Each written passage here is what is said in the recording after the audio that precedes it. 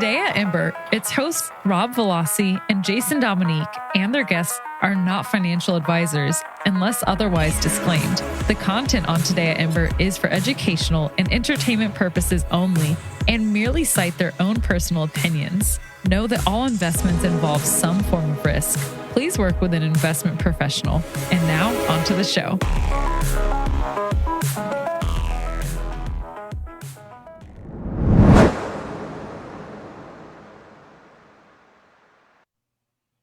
Hello, hello. Welcome to another episode of Today at Embr. I am your host, Robb Vallozzi, joined with my co-host and co-CEO of the Embr organization, Dominique. Jason, how are you doing today, buddy? Fantastic, Rob. Nice to have you back from that Bitcoin 2022 conference. Yes, absolutely. It was really fun and exciting.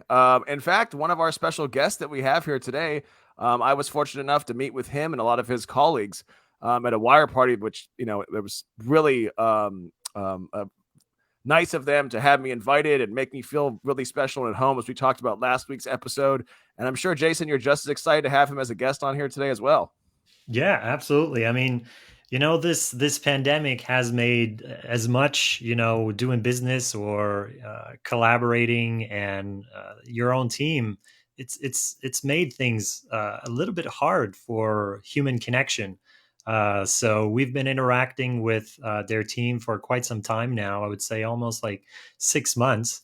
And you were the lucky one, Rob, obviously, to get to meet them. But hopefully next time around, I'll be able to shake hands and pat on the backs and meet in person. But yeah, this is the best we can get right now. And I think we're going to take advantage of it. And looking forward to this conversation with Jamal. Yeah, absolutely. And I'm really only lucky to just do out of pure vicinity luck that I happen to live here in Miami. So I get to draw the short straw to be able to meet with them. And for those of you who are not familiar, Wyre is one of our future partners, and we've been working closely with them. We're very excited. Jamal, who we're bringing on, is director of crypto strategy. So it's a big get for us. He's really excited to be on here. I'd like him to introduce to the rest of the community, and I'm sure he has some exciting news for us as well. Some big things happened the last week with Wyre, and we can't be more happy to introduce him to all of our communities. All right, so let's have him. Hey, team. Jamal, hello, sir. How are you guys? Yeah, fantastic, man. Nice to see you. Yeah, thank you for having me. I'm super excited to be here. Awesome. So let's begin. Yeah, absolutely. Go ahead, Jay, if you want to start. No, that's fine. I was just trying to find the right words to begin. But first things first. So how did you find yourself in the middle of this great transition to Web3? With Wyre and everything. No, I mean it's been a long transition, and I've been working in crypto for quite some time. So it's been great to see the ecosystem change so rapidly. But I mean, I believe very, very strongly in what Web3 is trying to accomplish, and just crypto is trying to accomplish as a whole. So I'm excited to not only be part of the vision, but also help developers and other people jump into that vision as well and actualize what they want to do. Web3 is the future, and we're just excited to see it kind of grow where it is. Yeah. Great. Awesome. And you're in a great position too, as well. Do you want to give us a little bit idea of your background too, as well? How you became up? We're looking at your LinkedIn and your resume. It's pretty impressive. You're a young guy. But I think that your resume speaks for itself, but for those that don't know you, want to get a little quick introduction of where you come from and what you do on the team? Yeah, absolutely. So I'm the head of crypto strategy. My team's responsibility is just making sure we integrate the latest and greatest, the most valuable assets for our developers. So integrating new blockchains, integrating new assets, new protocols, and even non-asset related integrations too, like our ability to interact with smart contracts or NFTs or NFT custody and integrations of the like. I've been working in crypto for about 5 years, 5 to 6 years. Been involved in the space for quite some time. Formerly, I'm a Square, so I was at Square for a period of time, and then before that, I also led BD at another crypto payments company called BitPay. So kind of saw the Web3 evolution kind of start and grow rapidly from there, and kind of had to jump to a company that was really empowering those developers. So here I am at Wyre. Fantastic. I love that. I also saw that, I mean, there's this big thing coming out right now, which is sort of a tickling sort of my inner, not like teen, but this LimeWire thing. I saw you were on the board as well, and a lot of people they don't even know that it's coming back. But I think you have some form of not responsibility, but yeah, I mean, there's that bit, but Wyre is also involved in this coming back.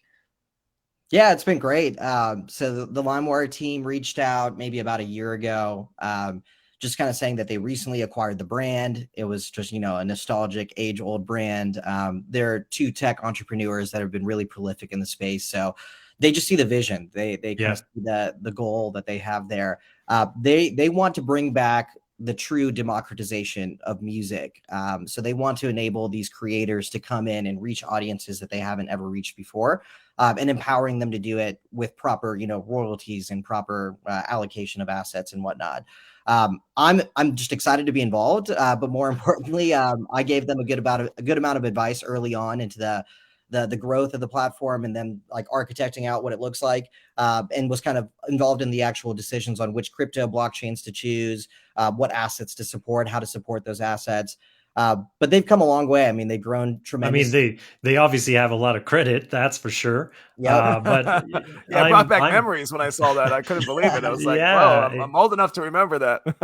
Yeah, that's a great era. So I mean, obviously, we're looking forward to what they'll do. It's nice to see that it's kind of this generation, which is our generation, which is the one leading everything that is sort of coming right now. And sometimes when you look through the era, our generation is, I remember rotary phones, I remember maps, I remember real physical things, and now we're talking about Web3 and these crazy things and NFTs, and it's massive. And my daughter's 8 years old, and she doesn't know any of that. She doesn't even know like a real phone, what it is, and knowing someone's phone number, like all those sorts of things. So it's really fantastic that our generation is sort of the one that is leading the front on this migration. And that's really exciting. And the rate of innovation is kind of crazy too, if you think about it. I mean, if you take a step back when it comes to financial innovation, you're talking about people getting comfortable with putting money on debit cards. That took nearly 50 years before it really came out to be a standard. And we're talking about crypto was created maybe 12 years ago, right? And the entire space has grown double, triple in that time frame. Just ridiculous growth. So I don't know. It's exciting to be part of something so electric and so fast moving. But it will definitely change the future and generations to come. Well, when you're talking about growth too as well, and I don't want to sound too redundant because last week we did a little bit of a special being live from the Bitcoin 2022 conference. That's where you and I met up along with your colleagues there at Wyre. You guys do an amazing party. It was fantastic. I know we were all complaining about the restaurant's AC because I think we just I don't think we were expecting as many people to show up to that event as much as we thought. And it was just massive in the sense of how large the actual conference itself was. I believe the last one they did was pre-pandemic. So the difference between what they did then and what they did now, and the presence of traditional finance and how that's changed, and the biggest one as well is Web3. I just want to know what your thoughts on that was, and seeing some of the bigger players trying to enter into the space, and how Wyre relates to that. Yeah, I think the first one they threw was in 2019, and I remember going back in San Francisco, and it was maybe like 1,000 people, just like a smaller room and a bunch of one main stage and a bunch of speakers, and obviously the hefty conversation there was Bitcoin, maybe a little bit of Bitcoin Cash if we remember some of that too, but really this whole concept of like smart contract based dApps, Web3, NFTs, it was all just like loosely sprinkled in there.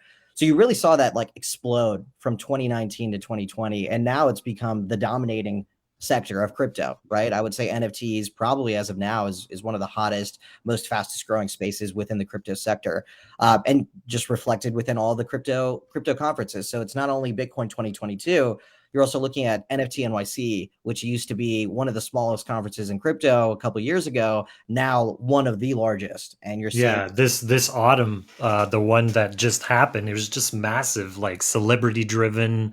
It's like pretty exciting stuff. But I think beyond what people, and I think we need to sort of maybe touch base on this really quickly.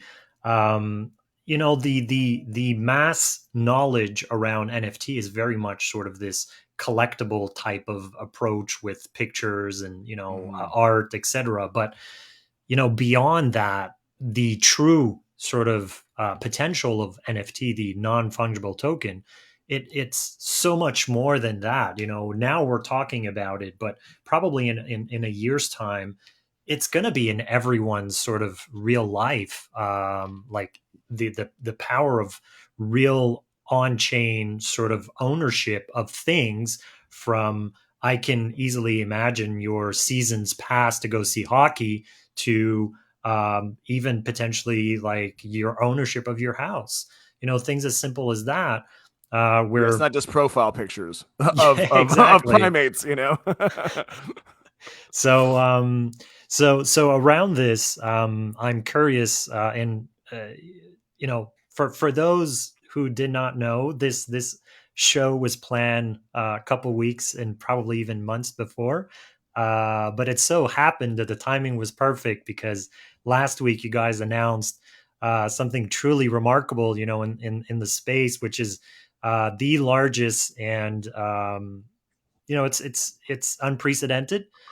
So the Bolt acquisition, we're not going to deep dive on this because I'm sure you and it's already out there and most of it has been said. But I just like to hear your take on what does it mean for Wyre and the crypto space in general. This move. I think it's great. I think it's great. Like Bolt's such a household name, a reputable name in the space, and they really, really do a great job of dominating and democratizing the e-commerce and payments world. Very closely aligned to our vision of what we want to do in the crypto space as well. So Bolt just having that payments expertise and that democracy first kind of mindset just closely aligns with what we want to do. So we're really excited. Obviously, there's a lot of stuff still being figured out and things that are kind of being worked out as far as the edges go. But overall, we're really excited to partner up with the team. There's a lot of synergies that we see immediately, but there's also a lot of synergies that we see in the long run with Bolt really just going all in into crypto.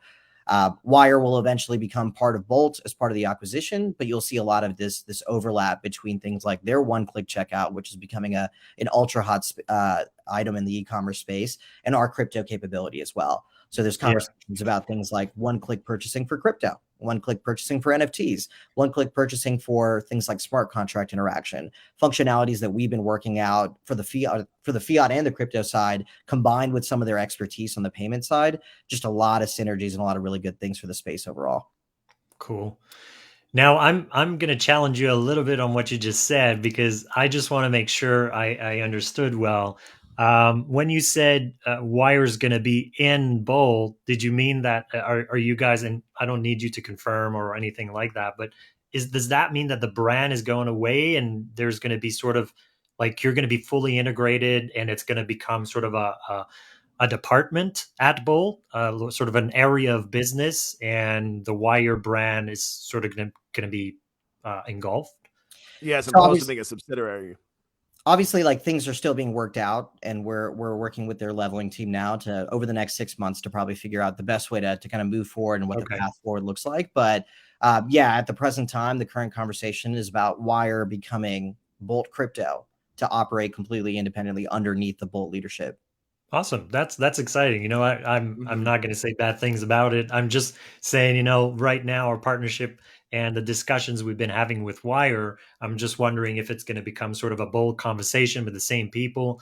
But yeah, it's really exciting. I mean, for us, we're only seeing really, really positive, stuff out of this because, as you know, and this is where I see the synergies, and I think obviously you see it as well, the team at Wyre, is that what we're focusing on is really unlocking the DeFi space with there's things that we can't talk about, but we're working on this great payment platform, but it's truly the bit that you guys don't touch, which is everything after.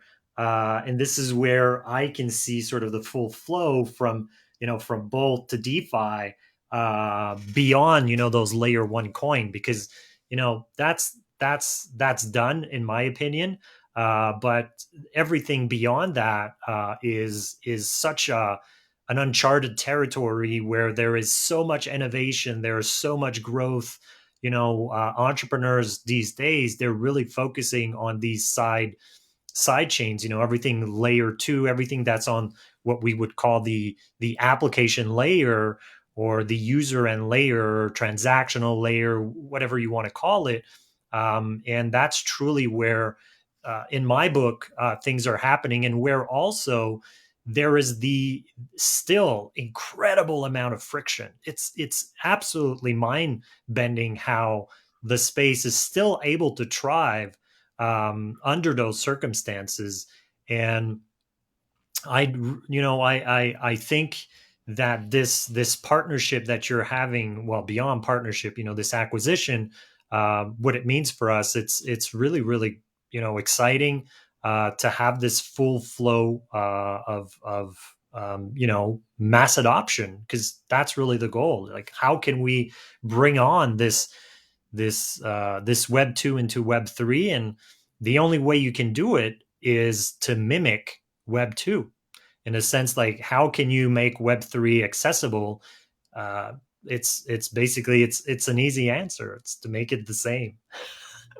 No, I mean, that exact vision is what drives Wyre in kind of our quest for making sure that these complex infrastructure, these complex pieces are a little bit more accessible. I mean, Wyre's vision, Wyre's goal is to really onboard the masses into crypto, the next billion people into the crypto ecosystem. And at this point in time, you're seeing so much innovation, but it's so deep in the blockchain space that there are a couple people left behind, right? And that's where Wyre's coming in to allow this true interoperability between the two worlds, right? Like I call it blockchain whiplash. Like, you don't know where to put your assets or what to look at what point in time, because everything's really cool, right? This is cool for this thing's cool for this. And then taking smart contract infrastructure, you have dApps that are coming out left, right, and center with really, really cool functionality. But again, there's just so much of a disconnect as to where do I go? What do I look at? So that's where Wyre is really kind of doubling down. Let's just say that. I mean, we think that the smart contract infrastructure and the ability to interact with it and bridging the gap between the two worlds is one of the most important functions that we can do. We're currently working on a solution that allows you to take your traditional fiat, so like whether it be funds on a debit card, funds on a bank account, whatever it is, and take those funds and interact directly with smart contracts to execute what you want to without the need of private keys or anything in between. Again, reducing that friction as much as possible. So it's solutions like, oh, sorry, go ahead. No, go ahead. I was gonna say, I think that's what's great about that you guys are leading the charge, is that in the crypto space, you're a household name to us and other people that are involved in this sector.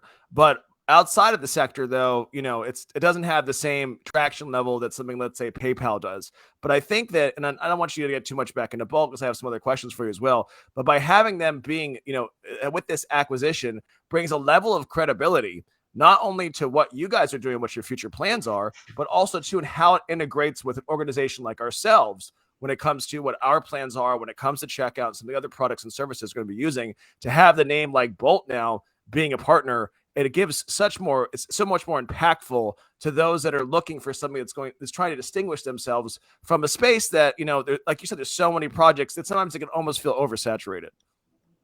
100%, right? Like, we have the same exact vision, and that's why we think with this kind of partnership with Bolt, we now have the ability to provide these people the tools to go in and choose their platforms that they want to interact with without any of these difficult obstacles or friction that comes along with that, right? I mean, Bolt's got so much infrastructure on the user side, and our robust infrastructure on the crypto side really kind of bridges the gap between those two and makes it really easy for people to jump into the ecosystem, which is, again, the goal for all of us at the end of the day.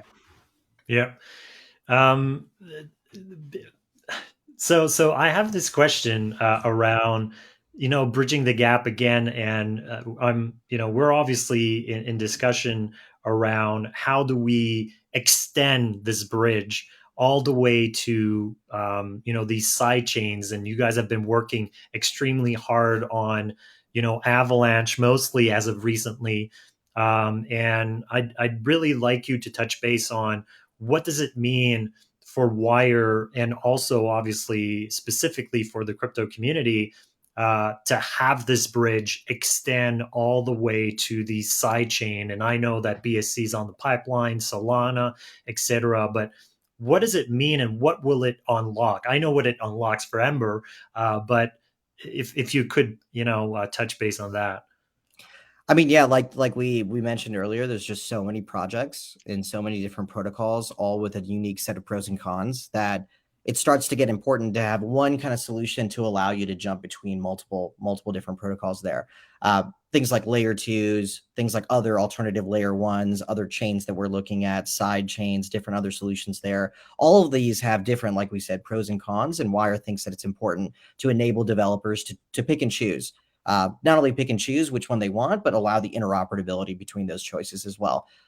So it's definitely part of our roadmap to add a number of different protocols, including different blockchains, different side chains, layer 2 solutions, also things like different assets on these chains to allow interoperability within that ecosystem as well. So major focus for us, again, we think that onboarding the next billion people into crypto requires that interoperability between fiat and crypto. But again, that's the crypto side. We're also doing the same amount of work on the fiat side, right? We want people locally in Nigeria to be able to take their Naira in their local bank account and interact with an app to be able to buy crypto assets or custody those crypto assets or receive funds back to their bank account. And that requires an incredible amount of work and teams of people to go out to all these local jurisdictions and build those relationships and set up that infrastructure as well. So it's both sides of the coin. But again, it's bridging those two worlds that we think is super, super important to bring this next wave of people into crypto. Yeah. Go ahead, Jay. No, I was just going to say, I mean, I'm so focused on crypto that I forget that there is obviously this on-ramp and the off-ramp part of Wyre. And this brings me back to something that, Jack Dorsey said recently when he was going to Africa, like this. He met with some companies over there, some startups specifically in transportation. And he was saying that it's so complex, the cross-border sort of moving money in the traditional banking system, that we need to absolutely look at alternative. And obviously blockchain is one of those, based purely around the fact that there's no borders, but also the speed and also the fact that the currency, even though it's volatile, especially in this time and space right now, volatility even on fiat can be pretty insane. That sometimes when you look at crypto, it's almost like a safe bet. But yeah, no, but it's true. It's true. We're not going to dive into the geopolitical landscape in Russia, but I'll bet on crypto over fiat all day. And just to add to that too as well, I think Jamal, you'll probably know more about this since you are the head of crypto strategy. Is that what is it, like 1 billion something people that don't have access to a traditional bank account? That they really, this is where something like you and Bolt and other other currencies on the blockchain, where they come into able to use, because most people just have access to a very cheap cell phone. They're in the middle of nowhere with not access to any traditional funds or any traditional type of banking. No, 100%. I mean, personally, that's one of the biggest value props that brought me into the crypto ecosystem itself. This concept of becoming your own financial institution, right? Not needing to trust anyone else. In America, we forget about the luxury that is having very trustworthy financial institutions. If you go to other parts of the world, it's not so trustworthy. Comparably trustworthy. Yeah, exactly. Right? On paper. Yeah, but I mean, that's what crypto's here for, right? At the end of the day, crypto provides these unique individuals the tools to become their own financial institution, the tools to manage their own finances, and that's very, very powerful. In fact, that's, I think, building block number one for true freedom at the end of the day. So crypto and the empowerment that comes with that, I mean, that's the vision of what we're trying to support. We want to enable developers to reach all these people all over the world and empower them in their own unique way, because everyone's got a unique vision of doing it. So we want to provide just the raw infrastructure and let the genius developers come in and decide how to actualize that vision. And slowly this kind of unified goal of getting everyone to become in charge of their own finances, to become their own bank, to become in control of their own financial future. Hopefully that just kind of trickles down from the developer side. No, awesome. No, absolutely. No, I don't want to keep interrupting. There's a bit of a delay with three people here, so sometimes it's hard not to talk over one another. Jason, there's a phrase of crickets. Yeah, exactly. That's all right. So just kind of bring it full circle too, as well, since you guys are so bullish. I'm not sure. When I was there with your guys' party, we were laughing with some of the other people that were invited. Is that you guys had a menu that was there when it comes to products and services that literally, I believe, everyone there thought was a drink menu. So when they would so when they would pick it up and look at it, it would happen to me too as well. Of all the services and the stuff that you're going to, I'm assuming that this was already planned out months ago when it comes to what was your roadmap prior to what the acquisition is happening there. And some obviously things will change, and of course it's not official till some months down the line. Do you want to touch though on any new products and services that Wyre is going to be launching, some integrations to some new chains, what your future plans are? Like that I read on that menu that that you're going to be moving forward into. I know some of those things will change with Bolt, but some things you can comment on, etc. Yeah, I thought the menu was super adorable. So like major shout out to our marketing team and our event team on that. I thought that was incredible. I don't think people appreciate it enough. Like I definitely heard people. I thought it was awesome. I got one of my. I only saw a picture of it internally, and I thought it was really cool. Yeah, I'll send you a copy, Jason. I'll send you. Awesome. I mean, I did hear more than a handful of people try to order the swaps API, so that was kind of fun. So, yeah, but no, I thought that menu was great. That's definitely the suite of services that we have. There's a lot in the roadmap for sure that we're looking at. I mean, just to give you some perspective on the next couple of chains we're looking at. I mean, Near blockchain is really interesting to us. Solana is obviously extremely interesting as well. From there, we're also looking at a couple of layer 2 protocols. So we're not bullish on layer 1s, but layer 2 is a really interesting place, and we think a really important space at that too. So we're exploring a couple of those protocols. Nothing quite set in stone. I'd say one really cool functionality that we're really heads down on is something we're calling Smart Ramp, which is our ability to take the traditional fiat on-ramp infrastructure that we have, accepting your card as merchant on record, taking a bank payment from your local bank account, accepting crypto like Bitcoin, non-smart contract enabled currencies, and transacting in smart contracts. So taking all these different payments from external sources and then being able to directly interact with smart contracts on behalf of the user. So the immediate use case that might come to mind is you could be on a decentralized marketplace for NFTs. Traditionally, you need to create a MetaMask with private keys, kind of understand what that liability looks like. All that's kind of like yucky to some traditional mainstream users. We have the ability to take your fiat payments and interact directly with that smart contract on your behalf and just shoot out the asset wherever you want us to, whether it be to a custodial solution or not, right? So you have a really powerful mechanism now that feels very, very Web 2. So you can then onboard, majority of the masses. It feels familiar. It feels familiar. There's no friction there. There's no liability there, at least on the front end, right? And we are able to take that traditional experience and again, on behalf of the user, interact with these smart contracts to execute these complex functions. And that's just the tip of the iceberg, right? You go from there into other decentralized protocols, maybe even decentralized games, and again, allowing the same functionality, right? Imagine being able to stake directly into a liquidity pool with your debit card or with your bank account, right? Without having to have that that private key exposure. So different solutions like that, again, trying to bridge the gap between the mainstream world and bringing these next billion people into this cool new ecosystem that they're starting to hear about, just confused about getting into. Nice. I mean, I have many different questions right now that are just like going everywhere in my mind. The first one would be, so based on what you just said, where does the actual sort of like hypothetically you go, like the example, someone that's totally foreign to crypto hears about, let's say hypothetically, Embr, it's on a side chain and wants to buy it, goes on ramp. Where does the asset sit? I mean, he doesn't have a custodial, he doesn't have like a Coinbase account or anything like that, doesn't have a MetaMask wallet. There's still this friction in the middle where will the asset sit?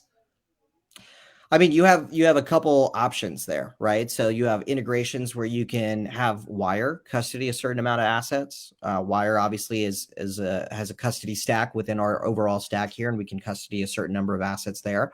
So Wyre could be the custodian. You can have other third parties come in and be the custodian. I mean, there are solutions out there that will custody NFTs for you, that will custody assets for you. There are non-custodial solutions that you can spin up that make it really easy for you to build, like a self custody solution for NFTs or self custody solution for assets too. So the Yeah. idea is like that flexibility to send to any one of these locations is the cool part, right? The ability for you to say, cool, I want it to my MetaMask, that could work. Or I don't, I want it to go directly to a Wyre, or I don't, I want it to go directly to a non-custodial wallet that I've set up for someone else, or I want to go directly to my friend because I'm buying him an NFT or something like that. The possibilities are pretty endless there. It's the raw infrastructure that we're really excited about that allows, again, the most important thing is to empower the developers to come in with much cooler and smarter ideas than us and like nail that and knock that out of the park. And would you say that Embr and our team is those I knew this was our lead developers? in. I was going to say, I knew that was the lead in. I So know a I mean, segue when I hear one. I'm obviously, you're not going to say crap about us, but I'm curious to know, what's your thought around what we're building and sort of the outlook of this partnership. We've been, giving lots of praise of working with Wyre and the opportunity with Bolt and all those sorts of things, but from an outside perspective, um, sort of what's the thought around checkout and this these EVM compatible, all those chains that we're adding and creating this really seamless experience. Obviously, from the point right now, if we take Wyre outside of the picture, you still need to have this native token for that chain. But there's things coming out, in our roadmap for this. But still, what's your thoughts on what we're doing right now? Oh, I love it. I think that you guys do one thing extremely, extremely well, which is that you have the ecosystem vision, that you are looking across all these different items and chains and protocols, and you unify that in a very unique way, right? Just like us, our visions are very closely aligned, right? Just like us, we want that interoperability. We want that one size fits all, make it as frictionless as possible for you to get the most amount of reach, right? And you guys do an extremely good job at that. Yeah, and I mean, I'm a personal Embr user, of course, and I love using the platform. I can't wait to buy my assets through Wyre when we get integrated. But yeah, no, I love what you guys do. I think you guys are doing it right, and I think that it's very future proof. It's very forward thinking, and it's going to be very, very good. Well, hopefully, Yeah. for both of us in the long run. Yeah, no, absolutely. I mean, everything that we're doing it in, we're like you say, and the crypto space moves so fast that you have to think, even though it could change 20 times until then, but you still need to think about where you're gonna, or at least where you see yourself or the space in 6 to 12 months. And this is sort of the guiding light or your North Star. And no matter what happens in the space, it needs to be sort of future proof in the sense that no matter what happens, you can still stay on that road. And this is exactly what we saw from the first conversation we had with your team, with Johnny and the rest of the Wyre team that we've been speaking to, is that we saw where we could meet. And we started at the end of that spectrum, and we knew you are at that spectrum, and you're making your way here, and we're making our way here, and now we Meeting in just the need middle. to sort of bridge that gap. And I feel that we're just months away, both on your end and our end, to make them connect and have the full end-to-end experience that will make anyone just want to choose the asset they want and then just go and buy it. And uh, it'll be as mundane as anything, and that's the goal. It's really surprising because every time I talk about creating a frictionless experience, I compare it with, like, it doesn't need to be flashy. Crypto is just, it's just a currency. When they introduced Apple Pay, in the modern e-commerce flow, didn't change the whole flow because Apple Pay came in. It's just a currency. You don't have to reinvent the whole thing. You just have to add it in a choice. Yeah. I think Yeah, go also ahead. too, Jason, is to add as well is that not only do we have synergy when it comes to a vision and when it comes to technology side of things, and we also get along on a personal level, but I think that as we were discussing and you were bringing this up, the level of you taking Web 2 as a guidance of what can be familiar to onboard as many new users as possible is something that Jason, Andrew, and everyone else in the Embr team, that was the vision from the beginning. And I noticed this as well when I was at the Bitcoin conference, just to kind of step back a little bit here too. I noticed a lot of people trying to reinvent the wheel. Is that, there was a lot of projects or a lot of people where they were trying to take, they were so ingrined and so preconditioned into this crypto mindset that they were making things so overly complicated. And Jason says all the time too, as we have discussions internally with our our all hands weekly that we talk about, is that simplicity is the hardest thing to do. To make it simple, to have the something very complicated happening in the background with the least friction as possible. And I think that's why our partnership really lined up, because we really believe in the same idea of like, we don't need to, there's a lot of complicated things happening in the background, but we don't need to create more barriers for people, and even just visually when it comes to design language and continuity and these things. I mean, there were some booths that I was at during the conference where I was looking at hieroglyphs, and the people trying to describe it to me, it seems like they didn't even really understand exactly. It was so complicated. No, you're right. I mean, I think that there's a widespread, like, just too much complication more than anything else. I mean, I think that the community is smart, and sometimes that over amount of intelligence can get in the way of just like truly allowing people to come in and grow and kind of see how the current ecosystem works. I love it and I hate it at the same time. I love it because the space is growing so incredibly rapidly, and you see so much innovation coming out of different places, and it truly is like a frictionless environment on that side of the world, right? These developers, they really feel this non-exclusionary environment, and that's amazing. But at the end of the day, they're moving so fast that people are getting left behind, right? Yeah. And that's where we feel like we need to step in a little bit more and provide kind of that bridge, just like you guys do, right? Like bridging some of these traditional players that don't understand like complex smart contracts, complex dApps, and things like that, allowing them the ability to enter the ecosystem and play the game, right, without needing to know that stuff. Slow and steady, but we're just well, Johnny even said too, and when I was discussing with him face to face when we were talking, is one thing, and even brings out while speaking to you and everyone else on the team, and something that differs from your organization to others, is the level of approachability.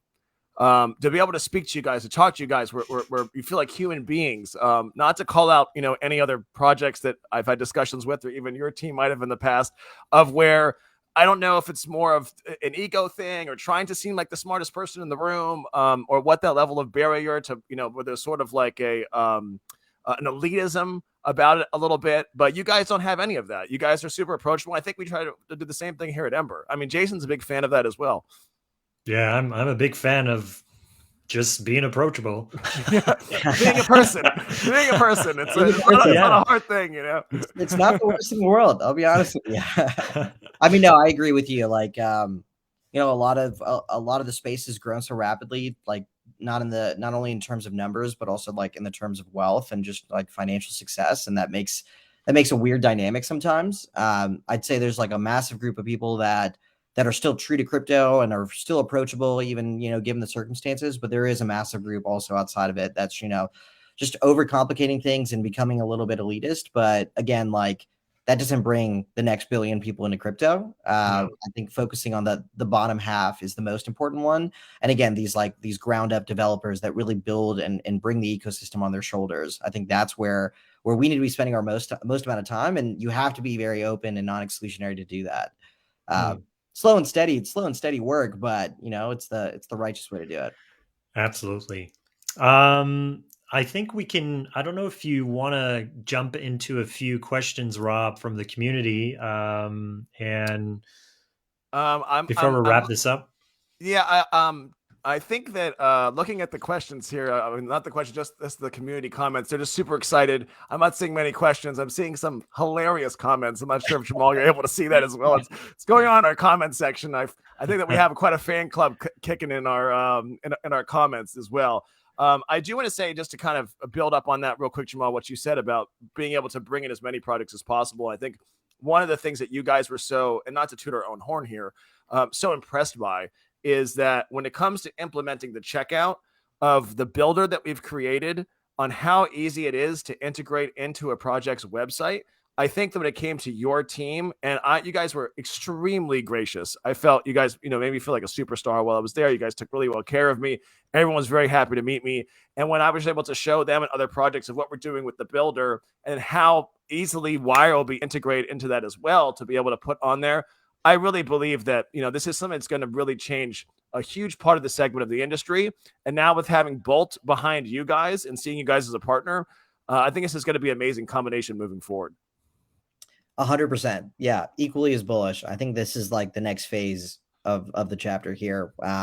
This space is just gotten so hot that like NFTs and things like that are bringing in so many different masses. Like DeFi is like the next natural landscape for some of these people to jump into.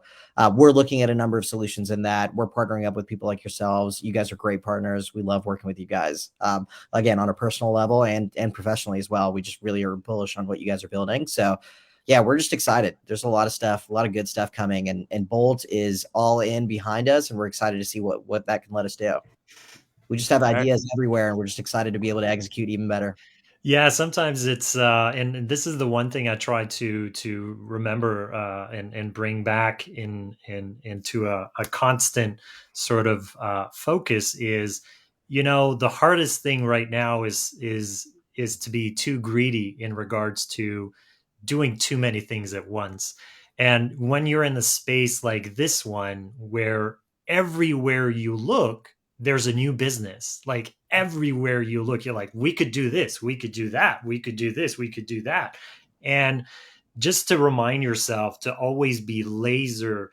And this is the hardest thing, and to remain. And I, obviously I appreciate the good things that you just said about us. And I'm happy that from the outside, people can recognize that we're doing one thing and we're doing it extremely well. And I think this is right now the hardest thing to do, is to not be all over the place and be like all these other projects out there. And they want to be this, that, and left, right, center, forward. And first thing easily distracted. It's like this Frankenstein, and you just don't know where's the value proposition anymore. So right. Like this, we have a few things coming up, and I can't wait for us to sit down, because it's been too long, and hearing what you guys are working on and what we're bringing to the space next in the next, couple of months and quarter. I think this is truly exciting.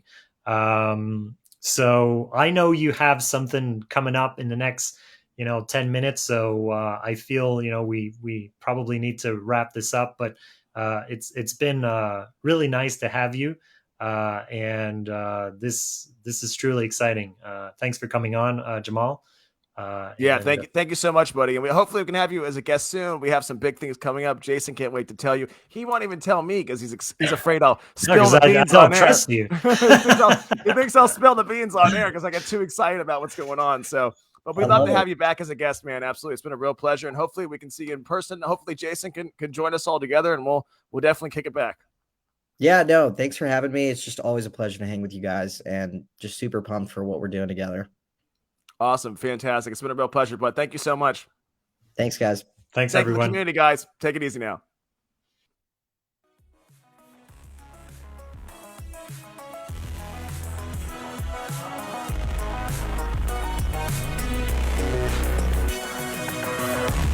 Thank you for tuning in to another episode of Today at Embr. If you like the show, please rate and review. You can find us on all of the major podcasting platforms. You can also tune in to our live stream on YouTube and subscribe to our channel. Thanks again for listening, and see you on the next episode.